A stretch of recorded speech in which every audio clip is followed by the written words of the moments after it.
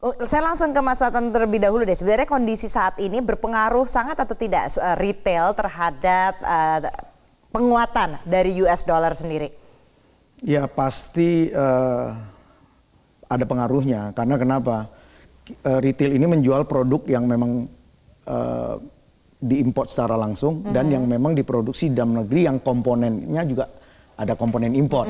Tapi kan kalau misalnya emang kita ngomongin retail, memang dari kemarin sejak 2 tahun 3 tahun ini memang udah sepi. Betul sekali. Juga, kan? Ini yang membuat kita sangat dilematis saat ini. Kalau kami ini kan sangat tergantung dari industri dan si pemasok harga tersebut. Kami menaikkan sesuai dengan margin kebutuhan kami dan persaingan dengan sesama pemain itu sendiri. Itulah sebetulnya harga yang dijual di outlet kami.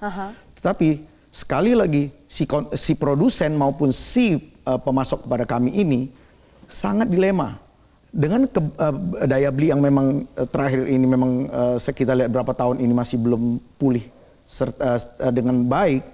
Mereka ingin menaikkan harga pun rasanya sangat sulit. Karena kenapa? Dengan keadaan saat ini kita harus menjaga kekuatan beli masyarakat. Sedangkan kekuatan beli masyarakat kan ya kalau yang mempunyai gaji pendapatan yang memang sudah fix, mereka tidak bisa serta-merta menaikkan income mereka. Kita akan bahas lagi karena kalau kita ngomongin retail sebenarnya nggak cuma barang yang jadi aja, makanan pun juga termasuk di retail itu. Nah tapi kalau Mas Fajar secara fundamental sendiri tuh Indonesia kuat atau tidak dibandingin kalau misalnya kita ngomong krisis 2008 dan 98? Ya sebenarnya mungkin saya hanya ingin mulai dengan mungkin perbedaan. Benar sekali Mbak Adini, kita kalau misalnya lebih baik untuk membandingkan antara 98, 2013 dan 2018. Ketika itu kita terjadi krisis nilai tukar. Tapi untuk krisis nilai tukar saat ini memang lebih banyak dipengaruhi oleh faktor eksternal. Kita tahu bahwa ada kenaikan harga minyak dunia. Kita juga tahu ada krisis di Turki dan juga krisis di Argentina. Dan juga salah satu faktor mungkin yang menjadi salah satu masalah kita adalah adanya pelebaran defisit neraca transaksi berjalan. Tapi memang sebenarnya kalau kita bicara masalah internal, saya pikir ada perbedaan. Nanti saya akan jelaskan mungkin kalau dari sisi pertumbuhan ekonomi atau indikator makroekonomi, saya pikir untuk Indonesia saat ini lebih baik dibandingkan krisis-krisis di tahun 98 dan juga krisis di tahun 2013. Mungkin saya pikir ini semacam sudah memiliki prinsip kehati-hatian dari tim ekonomi pemerintah saya pikir, dan saya pikir juga ini adalah salah satu langkah yang bagus. Saya pikir bisa mudah-mudahan ini hanya semacam shock sementara dan mungkin kedepannya ekonomi kita akan menjadi lebih baik lagi. Intervensi yang sudah dilakukan pemerintah, hal-hal seperti Bank Indonesia juga sudah melakukan sesuatu, ada intervensinya 2 kali, kemudian juga kalau tadi dikatakan Sri Mulyani akan mengevaluasi barang impor gitu. Mungkin dari retail terlebih dahulu ini bagaimana dengan adanya upaya ini? Hari ini kita juga banyak di sosmed beredar bahwa, dan juga memang Bu SMI juga sudah menjelaskan besok akan keluarkan PMK untuk 900 komoditi yang akan dinaikkan UPH-nya. Kami pastinya menunggu list tersebut.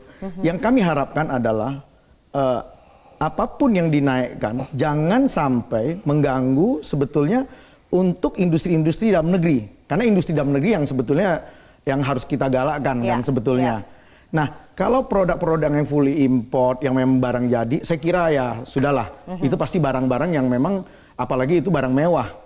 Saya kira masih mungkin untuk segmen tertentu. Tetapi kalau bahan baku penolong untuk industri kita kalau dinaikkan, ini sangat dilematis. Pasti barang produksi dalam negeri pasti akan naik harganya. Baik, dan masanya akan lebih besar yang penggunanya. Begitu. Itu yang harus diperhatikan oleh pemerintah. Kalau menurut Mas sendiri bagaimana? Apa yang sudah dilakukan pemerintah ini sudah sesuai dengan yang diharapkan atau apa yang harus dilakukan lebih? Untuk BI sendiri saya pikir sudah melakukan intervensi dengan meningkatkan suku bunga acuan. Tapi memang hanya 25 basis poin. Karena apa? Karena memang ini semacam trade off, ada semacam buah simalakama antara dari sisi stabilitas ekonomi dan juga pertumbuhan ekonomi. Ketika suku bunga terus dinaikkan, nanti akan berpengaruh pada sektor investasi, nanti akan jadi kontraproduktif seperti itu. Tapi memang ternyata ketika ada kenaikan tingkat suku bunga The Fed itu justru malah lebih berdampak yang kurang baik juga terhadap ekonomi Indonesia. Namun terkait dengan kebijakan pembatasan impor, saya pikir memang pemerintah ini harus hati-hati dalam memilah-milah barang-barang mana yang perlu di stop, yang perlu dibatasi atau yang perlu dievaluasi atau dinaikkan atau dinaikkan PPh-nya atau tarifnya.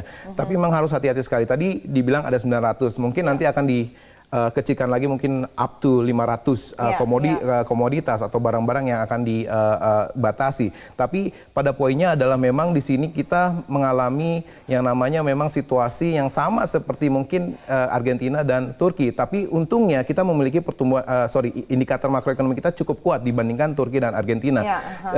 Masalah mereka sama, yaitu adalah current account deficit yang kita sekarang juga sedang mengalaminya. Ada masalah neraca perdagangan di situ, dan juga saya pikir lagi-lagi di sini memang terkait dengan bahan baku atau penolong, saya pikir memang itu harus hati-hati. Karena apa? Karena kita sedang giat-giatnya membangun infrastruktur. Apalagi di situ ada produk besi dan baja. Oke, kita tahu bahwa ada Krakatau Steel, mungkin ada beberapa perusahaan dalam negeri yang mampu memproduksi besi dan baja, namun saya pikir kapasitasnya, produksinya belum cukup untuk memenuhi kebutuhan infrastruktur tersebut. Jadi saya pikir harus lebih bijak dalam membatasi barang-barang impor ini. Bahkan juga Menteri Koordinator Bidang Perekonomian Darmin Nasution menyatakan sudah mereka akan menunda beberapa proyek infrastruktur yang nantinya akan dirilis. Apa yang harus ditunda karena adanya pelemahan rupiah ini, kita akan bahas lagi. Dan kita lihat pertumbuhan kita meningkat cukup tajam, inflasi stabil, itu berarti cukup bagus. Namun kita dihadapkan pada kerawanan terhadap transaksi berjalan maupun trade account. Oh, berarti bagaimana kita memicu ekspor? Kita pakai instrumen fiskal, salah satunya memberikan tax allowance, tax holiday, bahkan kita memberikan insentif kalau perlu kita menambahkan akses terhadap modal LPI kita rilekskan. Jadi pemerintah cepat untuk bergerak dengan polisinya, tapi tentu semuanya tergantung dunia usaha untuk menangkap ini. Karena dunia usaha kan juga akan melihat, wah ternyata tadinya saya impor bahan baku dan sekarang importnya lebih mahal, apakah saya akan naikkan barang-barang saya? Itu yang disebut imported inflation. Dan kalau dia mau naikkan, apakah masyarakat tetap akan membeli? Mereka harus mencari juga judgement mengenai itu. Juga. Belum kalau mereka menghadapi pinjaman dan pinjamannya dari luar negeri, maka mereka harus sekarang menghitung kembali terhadap kewajiban. Tapi ada yang mengatakan, oh kita nggak boleh bertahan saja. Oh kita nggak bertahan. Menyerangnya adalah ekspor. Makanya kita lihat komoditas ekspor kita. Dari Menteri Perindustrian sudah menyampaikan ini loh industri-industri yang berpotensi untuk ekspor. Namun kita juga harus lihat kalau seandainya Donald Trump akan menaikkan tarif untuk 200 billion komoditas RRT minggu depan, which is next week, itu kan 4 kali lipat dari apa yang sudah dia lakukan terhadap Cina dengan 50 billion. Itu implikasinya besar sekali. Kita berharap itu tidak terjadi. Tapi kalau itu terjadi pasti akan pengaruhnya itu melimbah ke kita.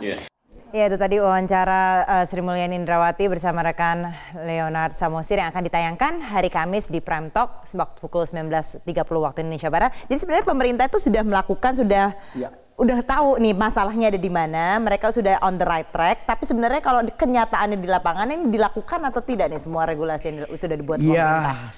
Saya kira sejak dari paket ekonomi 1 sampai ke 16 yang sudah dikeluarkan memang masih terjadi benturan dan hambatan yang untuk pelaksanaan implementasi di lapangan ya.